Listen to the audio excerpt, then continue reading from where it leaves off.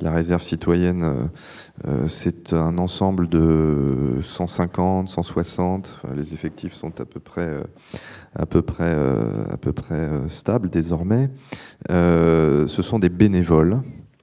Ce sont des personnes qui sont engagées à titre personnel.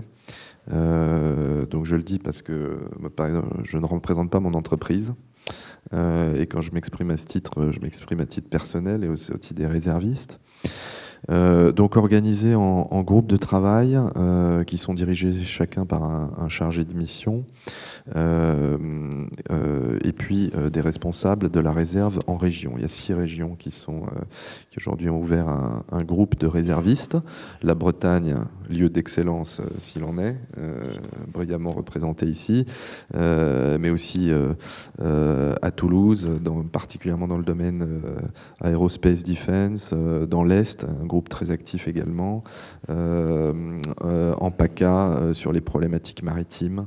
Voilà, je ne vais pas tous les citer. Les groupes de travail thématiques visent à spécialiser, puisque le rôle de la réserve est d'abord un rôle d'information, de sensibilisation et d'échange d'expériences autour des questions de cybersécurité. Les groupes de travail doivent mener des actions de sensibilisation à destination de publics bien précis.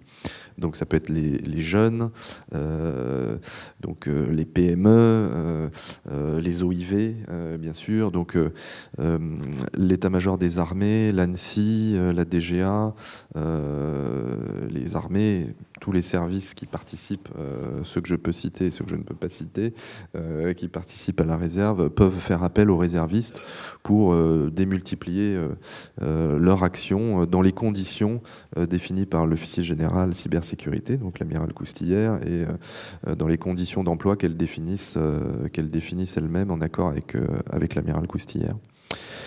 Donc les réalisations de la réserve citoyenne sont, moi je trouve, impressionnantes. Je les pratique depuis quelques mois, mais depuis la création de la réserve il y a à peu près 2 ans maintenant, puisque c'était une proposition du rapport Bockel.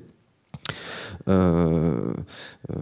veux dire que les actions de sensibilisation, des supports d'information ont été créés, beaucoup de fiches thématiques, il y a un site internet qui a été ouvert, la réserve a ouvert également, est très active sur Twitter, donc il y a beaucoup d'informations qui passent via Twitter, via Facebook également.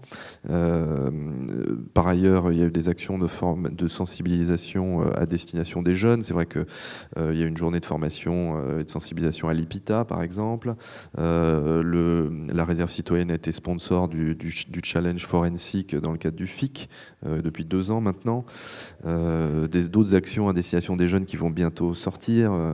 Un jeu de plateau sur la cybersécurité. Donc je vous inviterai le moment venu à vous y intéresser. Je pense que ça va être très bien. Beaucoup de réunions en région avec les PME, effectivement. Je crois qu'il y a un gros effort de sensibilisation qui est fait. Il y a d'autres services d'ailleurs de l'État qui mènent ces actions de sensibilisation, mais la réserve a montré son efficacité, et puis tout dépend de l'engagement individuel de ses membres en réalité. Voilà. Des actions dans le domaine de la recherche.